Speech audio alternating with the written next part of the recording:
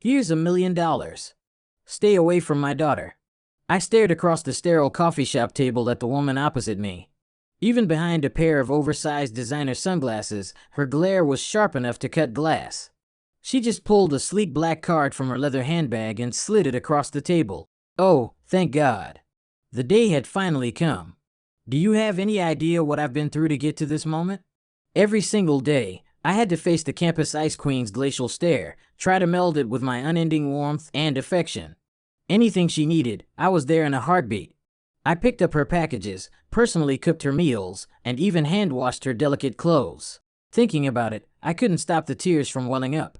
To any outsider, it must have looked like I was crying over a broken heart, devastated by our forced separation. Only I knew the truth. These were tears of pure, unadulterated joy. My investment had finally paid off. Seeing my tears, the woman opposite me seemed to soften, probably thinking my love for her daughter ran deeper than she'd imagined. She immediately pulled out a checkbook, scribbled on it, and pushed it toward me. Take it. You and my daughter were never going to work. Was this really happening? A bonus round. I immediately started crying harder, my voice cracking. Ma'am, what Bella and I have is real love. Please just give us your blessing. Inside, I was screaming, bury me and your money.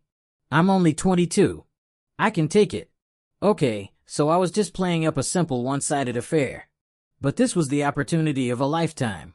The theatrics had to be over the top. Who in their right mind turns down free money? Young man, I suggest you take what you can get and walk away.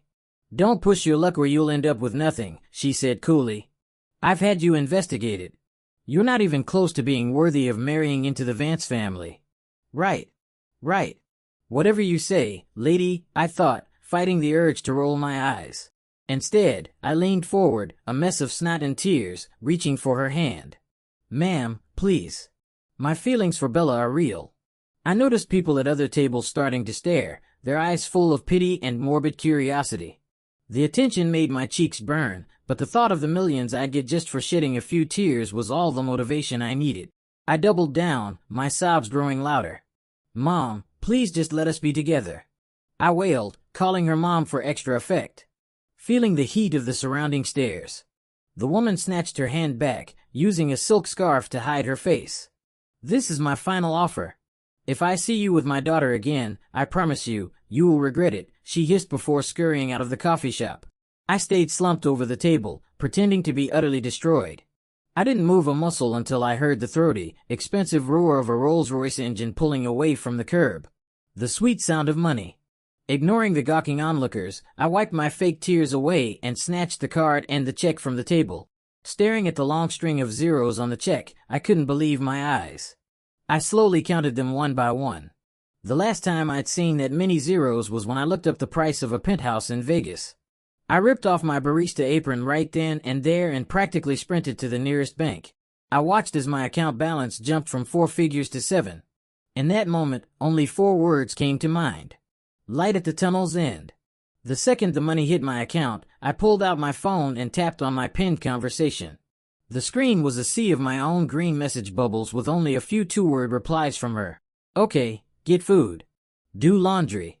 I had to fight back another wave of tears. Real ones this time. I was finally free from serving that little princess.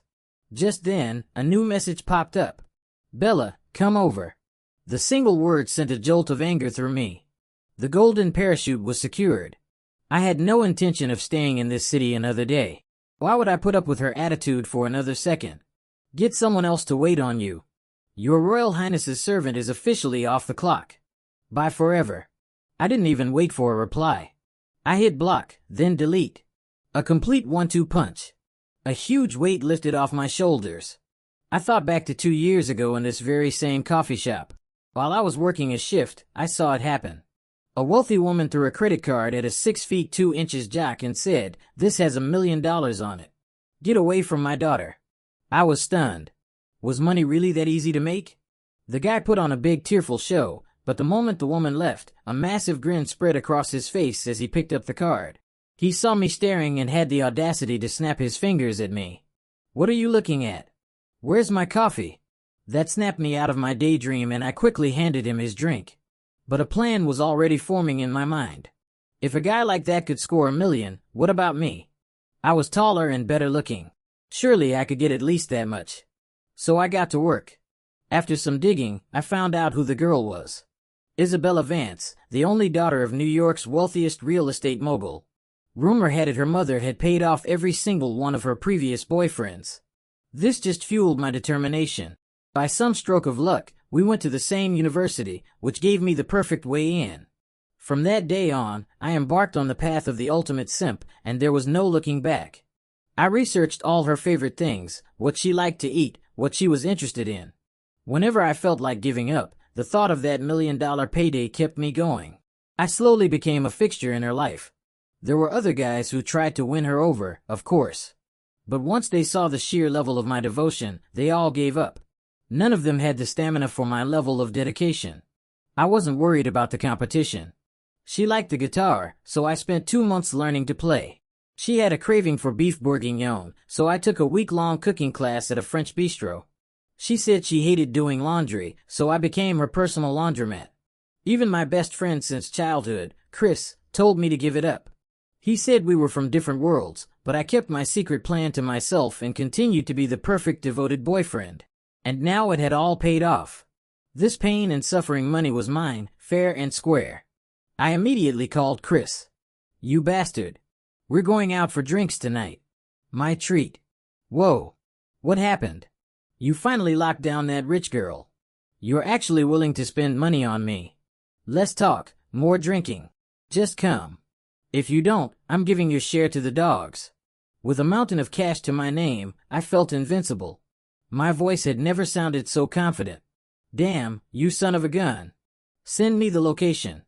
That night, New York was a sea of neon lights. Even the dive bars in the village were packed. I looked at the giant sitting across from me. A guy who looked like he could bench press a car, shoving wings into his mouth like there was no tomorrow. I'm thinking of heading back home. I told him. He choked on a wing, coughing violently. After a moment, he looked up at me bewildered. Wait, are you serious? Did she actually make you her boy toy? I thought he was going to say something profound, but that's what he came up with. I gave him a tired look. Do I look like the kind of guy who'd live off a woman? He nodded without a moment's hesitation, a look of pure disdain on his face. It's not a look, it's who you are. You need to take a good hard look at yourself. You're the simp of all simps. His words actually made me blush a little. I quickly changed the subject. So, what do you think I should do when I get back to Ohio? His eyes went wide. I knew what he was thinking. No, dude. For real? You're not going to reconsider? I shook my head calmly. Of course not. I just made enough money to last a lifetime. Why would I ever work again? To work myself to death so you can inherit my fortune. I mean, I wouldn't mind, he muttered under his breath. I shot him a glare. So, you're not her boy toy. Seeing the disbelief in his eyes, I told him the whole story, how I tricked Bella's mom out of the money. When I finished, he stared at me in silence, then walked over. I watched him, confused. The next thing I knew, this 6 feet 7 inches giant was on his knees, hugging my legs and wailing like a baby. The whole bar turned to stare at us with the weirdest expressions. My face felt like it was on fire. I tried to pull him up, but trying to move him was like trying to move a boulder. As the stares got more and more bizarre, I couldn't take it anymore and slapped him twice hard across the face. The shock seemed to snap him out of it. He stopped crying, looked around at the crowd, and sheepishly returned to his seat. When the audience lost interest, he finally spoke, his face bright red. You had a money-making scheme this good all day, and you're just now telling me? Some friend you are. You eat more than a horse and sleep in later than anyone. I shot back. You're so lazy. I have to cover your rent money every other month. You think you have the patience for a 2-year con? He actually seemed to consider this, head bowed in thought. After a long pause, he looked up. You've got a point, he said before returning to his mountain of wings. That night, the behemoth managed to eat $150 worth of bar food, claiming it was penance for my sins. I didn't even have the energy to argue. The next day, I quit my job in a blaze of glory and, clutching the spoils of my 2-year hustle, boarded a Greyhound bus bound for home. On the bus, I got a weird text from Chris. It just said, "I'm sorry, Leo." Sorry for what? I thought. My money's all there. What could he possibly be sorry for? I sent him a string of question marks. And then the bastard blocked me. A sense of dread washed over me. But then I thought, I'm already on the road. What could possibly happen? I'd even picked a bus driven by a guy with a 30-year perfect safety record. What was there to be afraid of? I relaxed a little, but still kept a tight grip on my backpack. Not 30 minutes later, the bus screeched to a halt, throwing me forward into the seat in front of me. The impact on my forehead sent a sharp pain through my skull. I was about to stand up and give the driver a piece of my mind when the bus door hissed open. A woman in sunglasses stepped aboard. My blood ran cold. I immediately shrank back into my seat. Isabella Vance. I knew it was her instantly, even with the sunglasses. That frosty regal aura was unmistakable from 100 yards away. I curled into a ball, turning my face to the window, my lips trembling. No way, I whispered. How is she here? I wasn't even that mean to her yesterday. Why would she track me down? Was it because of what I said? It can't be. Please God, please God, please don't let her be here for me. If I get out of this, I'll go to church every Sunday. I swear. I clasped my hands together, praying for a miracle. But as always, your worst fears have a way of coming true. A powerful hand grabbed the collar of my shirt and yanked me to my feet. I cursed my bad luck under my breath and plastered a fawning, obsequious smile on my face as I turned around. Sure enough, there was Bella, a smile on her face that didn't reach her eyes. I tried for a charming tone.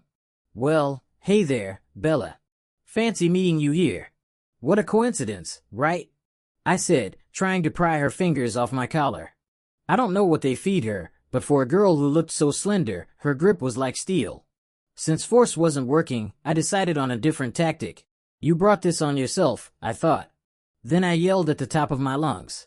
So, what if you cheated? You have the nerve to chase me onto a bus. It worked like a charm. Every head on the bus swiveled in our direction. Murmurs and pointed fingers started rippling through the passengers. Seeing my success, I smirked at her and tried again to break her grip, but then she just arched an eyebrow. The look on her face made me pause. A terrible feeling washed over me. I was right to be worried. The next second, she let go of my collar, crumpled to the floor, and started crying softly. Instantly, the accusatory murmurs died down. I watched her, stunned. What was her game? Then she looked up. Her face streaked with tears. And my jaw dropped. Seriously, she can cry on command. With a trembling voice, she cried out, I'm pregnant with your baby and you've been cheating on me. And now you're telling everyone I cheated. Do you have a heart? You stole all our money and ran away. What are my baby and I supposed to do? Her performance was Oscar-worthy. The voice, the angelic face. If I wasn't the other person in this drama, I might have believed her myself. I just stared at her, dumbfounded, my mind racing. Seriously, what happened to the Ice Queen? Is she putting on a show for me? I felt the hostile glares of my fellow passengers intensifying, fearing a full-blown riot. I frantically waved my hands. No, we're not married, and I'm not running away. You have to listen to me. But Bella cut me off. He's lying. He's my husband. If you don't believe me, check his backpack. There's a $2 million check in there. I stared at her completely floored. How did she know that? While the entire bus's attention was now focused on my backpack, she shot me a tiny triumphant smirk. For a second, I was mesmerized. It was the first time I'd ever seen an expression like that on her face instead of her usual icy mask. She's actually really beautiful when she smiles, I thought, momentarily distracted. The man sitting next to me, a burly guy with a trucker hat, snatched the bag out of my hands before I could react. By the time I came to my senses, he'd already pulled out the check. When he confirmed it was for $2 million, the entire bus turned on me. The man helpfully handed the check to her. No matter how much I pleaded that the check was mine, they were all firmly on her side, convinced I was a deadbeat, irresponsible scumbag. After some friendly persuasion from the other passengers, I found myself standing on the shoulder of the highway, just as Bella had planned. Luckily, my only luggage was my backpack. Anything else would have surely been thrown out the window after me. I looked down at what was left of my shirt. A few strips of fabric hanging from my shoulders. I looked up at her, trying my best to suppress a grin. You think this is funny? I asked deadpan. That was the wrong thing to say. It was like I flipped a switch. She burst out laughing, a full unrestrained laugh. Her laughing didn't help the crushing embarrassment I was feeling. My toes curled inside my sneakers. I glanced around. Thankfully, this stretch of road was deserted. If anyone had seen this, I would have had to dig a hole and bury myself in it. I just stood there clutching my backpack, watching her laugh her head off. I was genuinely confused. What had gotten into the campus ice queen? First, she hunted down my bus, and now she's acting like a completely different person. If her employees could see their stone-cold CEO now, their entire worldview would shatter. But my main concern was the check clutched in her hand. That was my 2 years of misery and humiliation, my compensation package.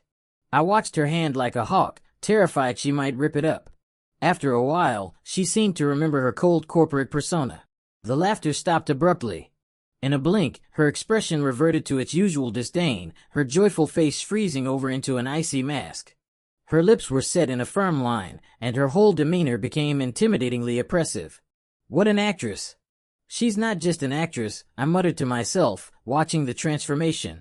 Our eyes met for a brief, chilling moment before I quickly looked away. Her stare was enough to make my blood run cold.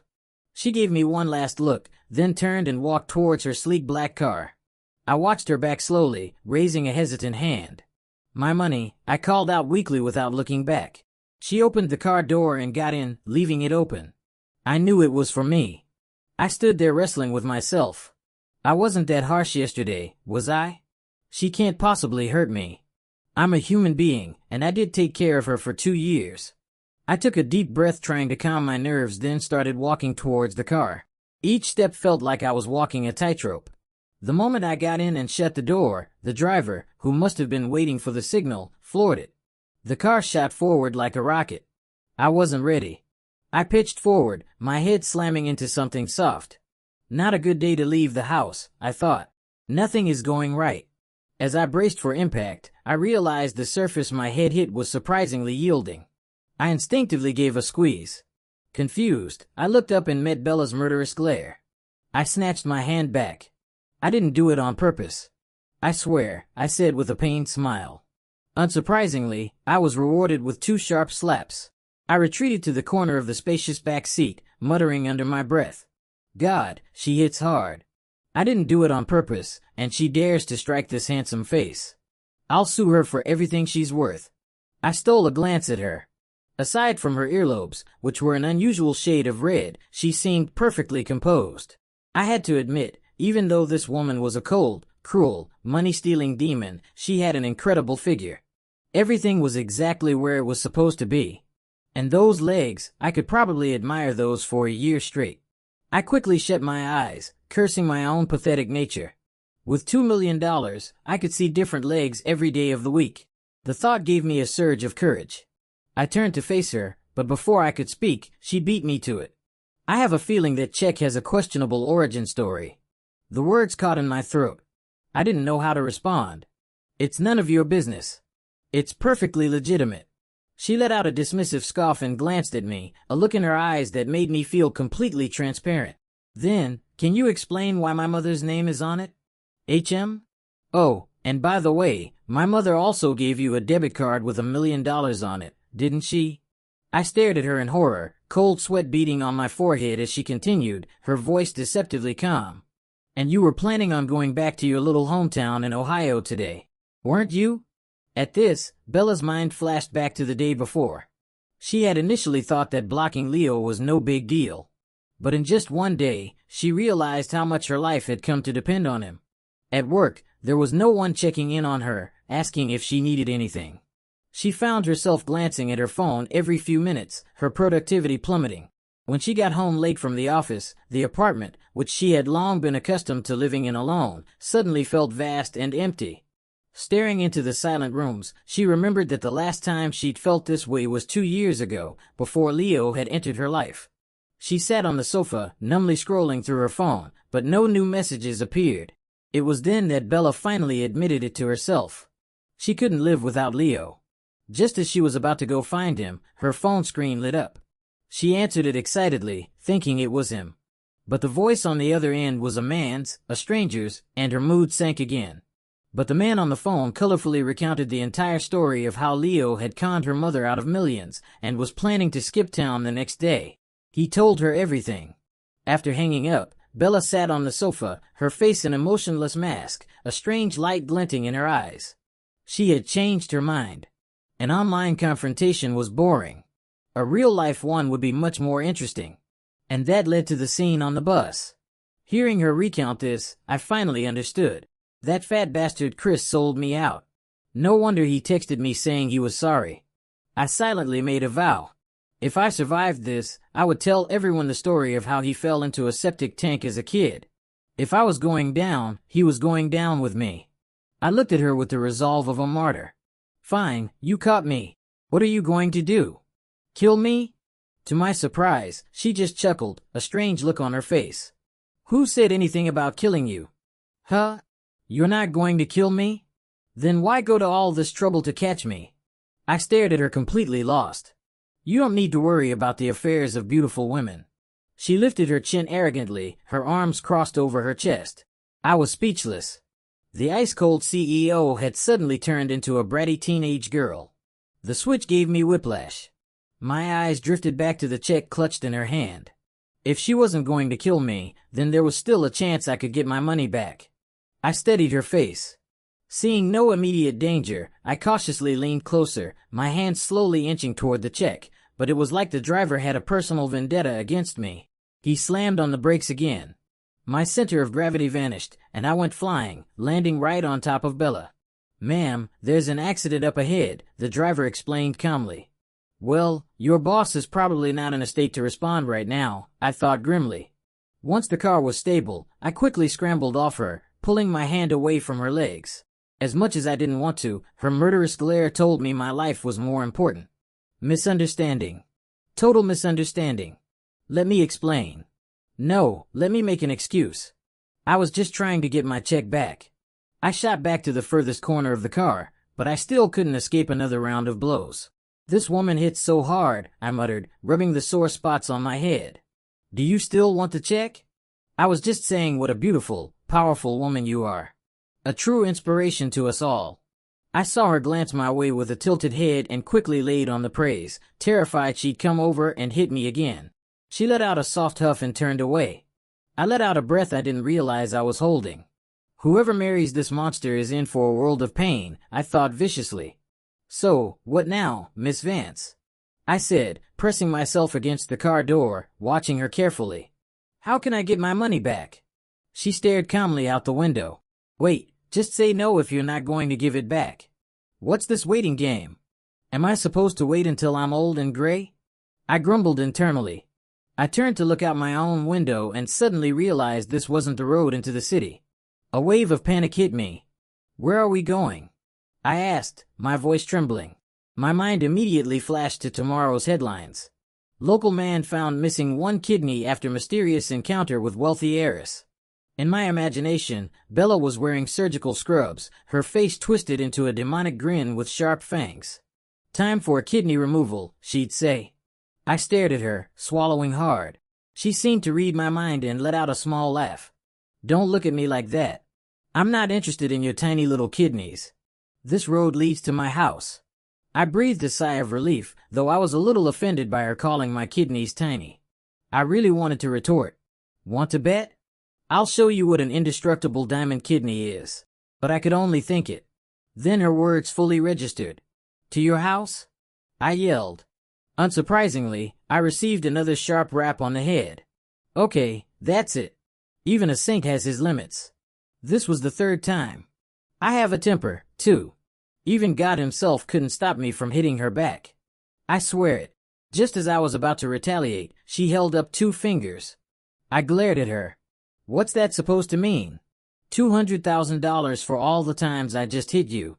$20,000 per tap. I actually laughed out loud. Do I look like that kind of person?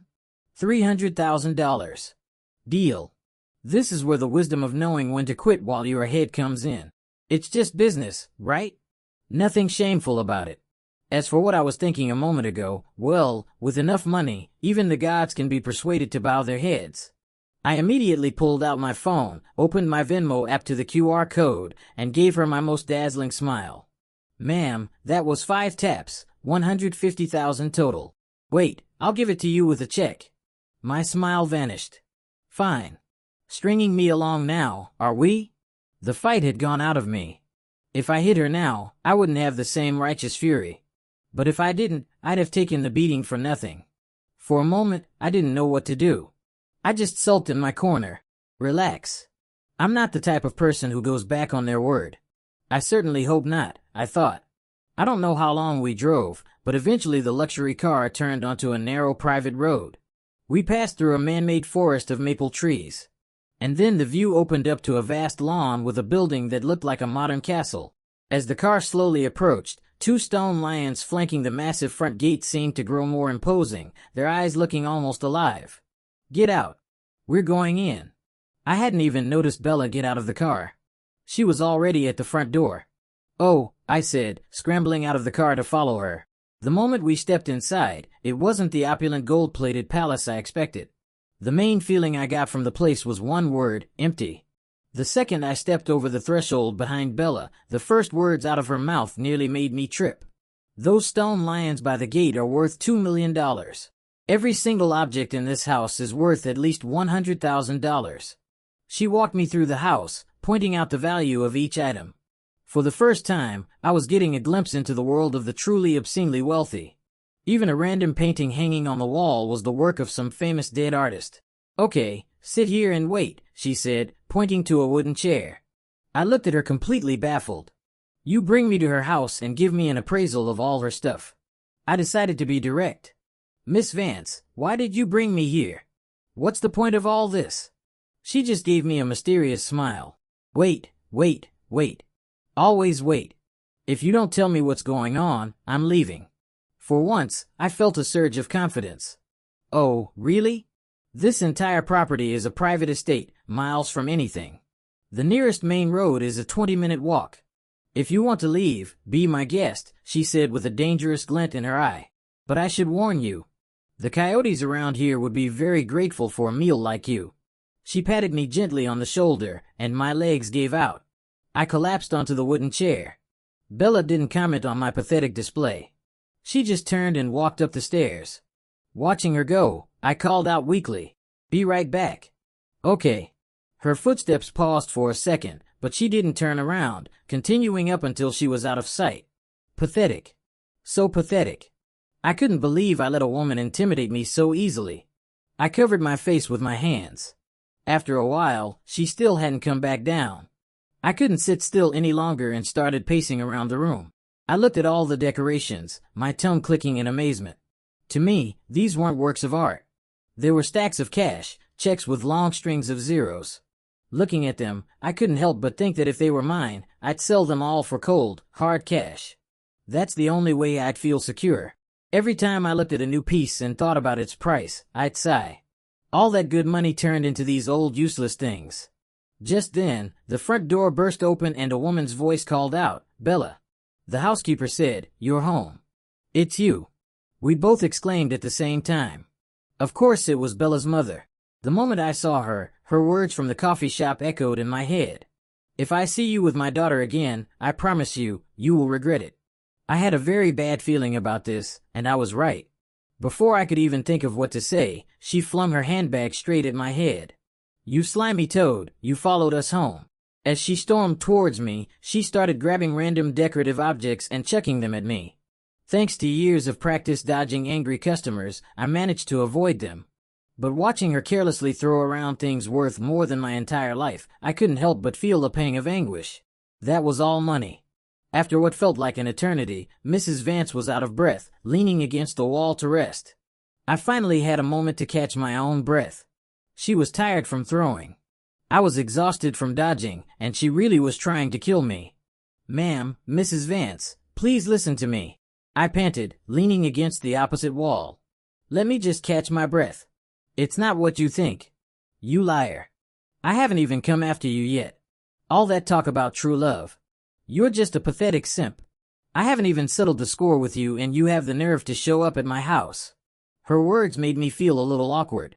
I had admittedly laid it on a bit thick, but then I remembered that her daughter had stolen my check and a wave of anger surged through me. You think I want to be here? Your daughter practically kidnapped me and brought me to this godforsaken place. I yelled, looking around the room with disgust.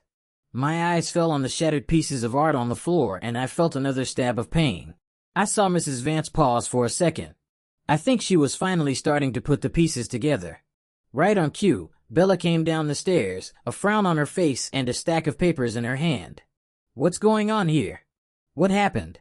I ignored whatever she was holding and marched right up to her, my voice cold. Where's my money? Just sit down. And Mom, you sit down, too. I watched as Mrs. Vance obediently sat down on the long sofa.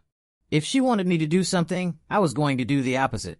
I ignored her command, my tone more forceful than ever before. I held out my hand. My money. Sit down. I looked at Bella's face, which had turned to stone. Her eyes were flashing with a dangerous light. I swallowed hard but stood my ground. No. 1 minute later, I was sitting meekly on the sofa next to Mrs. Vance. Thinking back on that minute, I still couldn't believe that Bella, a woman a head shorter than me with a slim figure, had managed to execute a perfect over-the-shoulder throw. Mrs. Vance leaned over and whispered, "She has a black belt in jiu-jitsu." My God, I thought, completely defeated. Thanks for telling me now. After I've already been thrown across the room. Bella walked over, her face grim. You never listen to reason, do you? You always have to force my hand. What could I say? What dared I say? Might makes right. She slapped the stack of papers down on the coffee table in front of me. Sign this. Not only will I give you your money back, but I'll also give you a monthly allowance. She would be that nice. I highly doubted it. I picked up the papers. The words marriage agreement were printed in bold at the top. Not only was I stunned, but Mrs. Vance sitting next to me was too. Before I could say anything, she shot to her feet. I do not approve. He has nothing to offer other than being tall, handsome, and good at housework. He brings nothing else to the table.